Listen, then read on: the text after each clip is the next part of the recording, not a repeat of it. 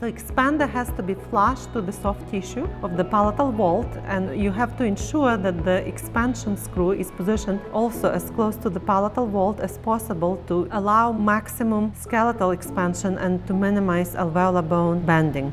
I use plastic conditioner from Reliance on acrylic and use custom Triad material clear from Dentsply.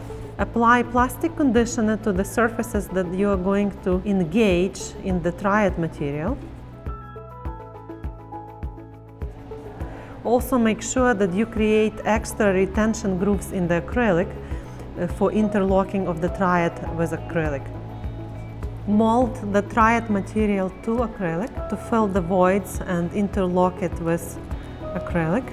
This is the other side. Make sure that everything is smooth and there are no sharp edges, as they may irritate the soft tissue. So here, when you adapt it, you can see that there is too much Triad material because you don't want to be close to the teeth. And you can apply this design to 4 or 2 TADs. Any patient under the age of 14, I think it's enough for you to use 2 TADs. Anyone older than 14, you will require to use 4 TADs, 2 placed between the premolars and 2 placed between premolars and molars. So nice adaptation to the tissue, and you always have to make sure that you are at least 3 to 4 millimeters away from the gingival margins to prevent impingement.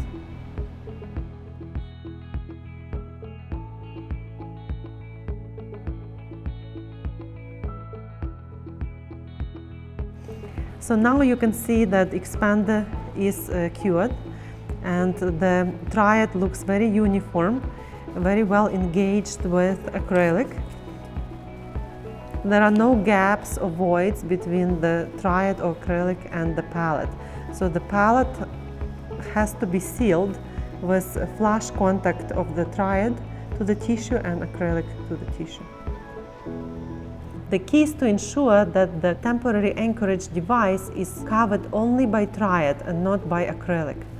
And the benefits of this design is that when you remove it, it's much easier and faster to drill through the Triad. It's just like a soft composite versus drilling through the acrylic with the high-speed burrs. So I recommend completely engaging the TAD in the Triad material and not in the acrylic in this design.